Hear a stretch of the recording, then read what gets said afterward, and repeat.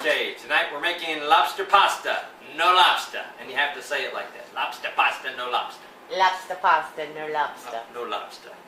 Some garlic, some chives, some serrano Chile. chili. Or chili.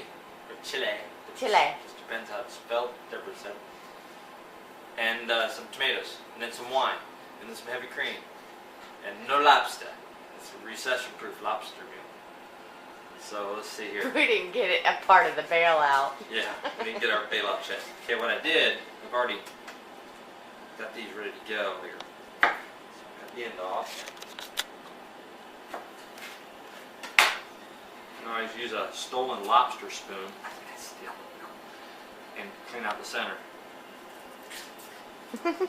They don't serve spoons with lobsters. Lobsters are the lobster fork. That's a lobster fork. This would be the butter spoon that we bought, I swear. Anyway, again, do some research because the seeds aren't necessarily hot on all peppers. Just a minute. The tomato for this meal is important. If you run out and you get some vine-ripened tomato and you start cooking it, it will turn to mush or tomato paste because they're not as firm like a Roma tomatoes. These are, what do they call them? Campari. They're not Romas, but they're firmer than a regular tomato like you put on a hamburger or again, like a vine-ripened tomato. So that's the reason we use these. You want to have a lot of tomatoes in this meal.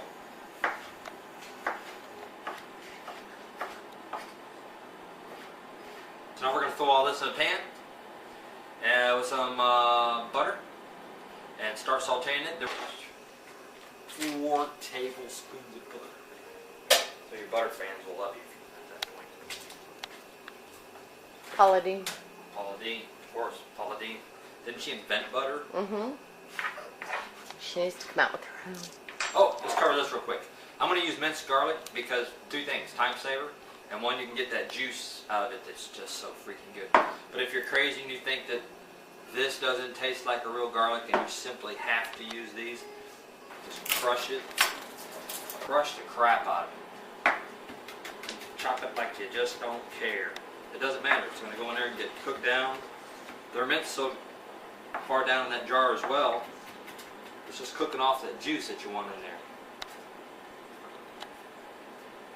So, there we are. But if not, jar of garlic.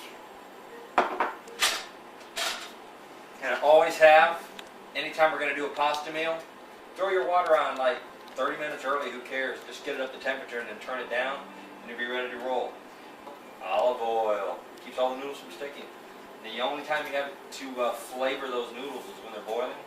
So I use the same wooden stick that I'm going to be using here, so don't freak out, to stir the noodles. A lot of people won't do that, but that's cool because whatever's in here is going in there and flavoring those noodles, so it's good to go. Right, Deborah? Right. Cheers. Cheers. Okay, and because you made me chop these up, we're going to go ahead and use them. And we're going to use some of the nuts. Whatever you think looks like 2 to 3 mints is what I'm throwing in there. If you're mincing up pods, that's what I do. Then I'm going to put these onions in. And here comes the chili. Serrano, or chile, as Deborah likes to call it. Chile. Chile. More like the country, not like the food. Man, so we'll let that cook about 3 or 4 minutes. Let that cook for about 3 or 4 minutes. And then we're going to put in some wine. Look at that. Water's already ready. We use vermicelli. We like the smaller noodle ourselves. You can use spaghetti. Heck, you can use any noodle you'd like, but we find that this tastes real good. And it cooks real quick. So, again, this is one of those really quick meals, so vermicelli is the way to go. So I use spaghetti noodle number 7 that has to cook for 12 good minutes. Again, all the chefs are going, 12 minutes? That's too long. It's supposed to be al dente. But al dente is whatever you like. Because we're not chefs, we're just cooks. So we cook it however we like it. And that's looking great. salt, some pepper. Oops, a little too fine. I like using a little yellowtail Chardonnay. Recipe calls for a cup, so of course, violate that. Go as close as you can to a cup and a half.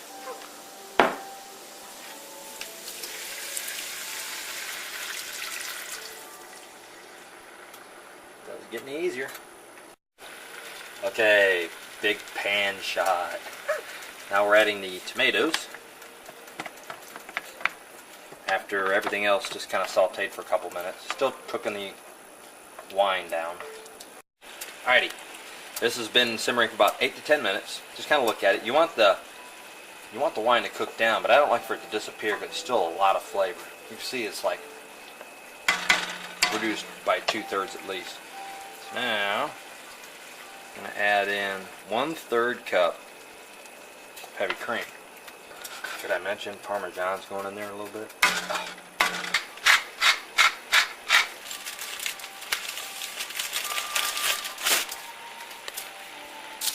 This reason it come to a boil real quick. Notice a second ago it wasn't boiling. Throw that in there. This smells great right now. It's not even remotely near done. But wow. No need to get another spoon. It's fine. Just take this one, stir up your spaghetti. All you're doing is flavoring that water and flavoring those noodles. Okay, one of the last things we're going to add to our sauce is some basil. And you got the big leaves like this. Just take it, lay it in there, lay a little smaller ones on the inside. We don't need to get these a little big, you guys. And just roll it up.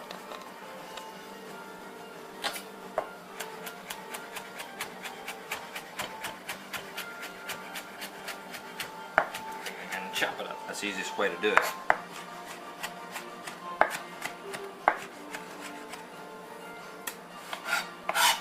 And this is going to go in the sauce. Let me get a shot. You ready? Are you rolling? Alright. Come on over. We're going to put some Parmesan Reggiano in with the sauce. Oh yeah, baby. In our spare time, we go to McDonald's to eat. No. There you go. That'll be good. Actually, that'll help thicken that up. One other thing, just so you know. Take the spaghetti.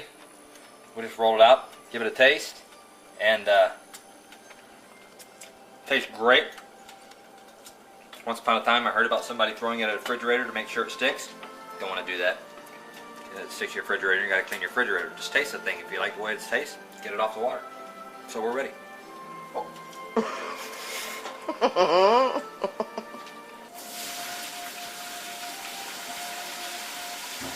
Woo! Holy smokes! Didn't even pay for that. All right, here we go. Once you get that spaghetti drained, what I always do, introduce a little olive oil back to the pot. So, put a little olive oil in there, keeps it from sticking. Right back in. See all those noodles go flinging across? That's cool. Alright. Got the olive oil in there. Give it a stir. It's not going to stick. Non-sticky olive oil. It's non-stick! It's non-stick. We're ready.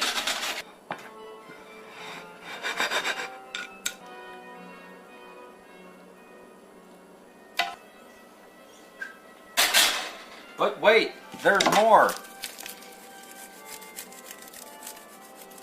It's raining Parmesan.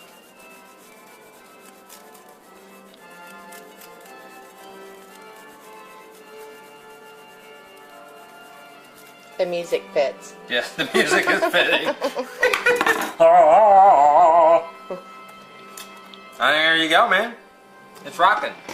Lobster pasta, no lobster. And if you're not on a fixed budget, take a lobster, boil it for 7 minutes, chop it up, throw his buddy in there. You might want to saute him with a little bit of butter first. But that's it, man. Lobster pasta, no lobster. Alright, say that again. Which part?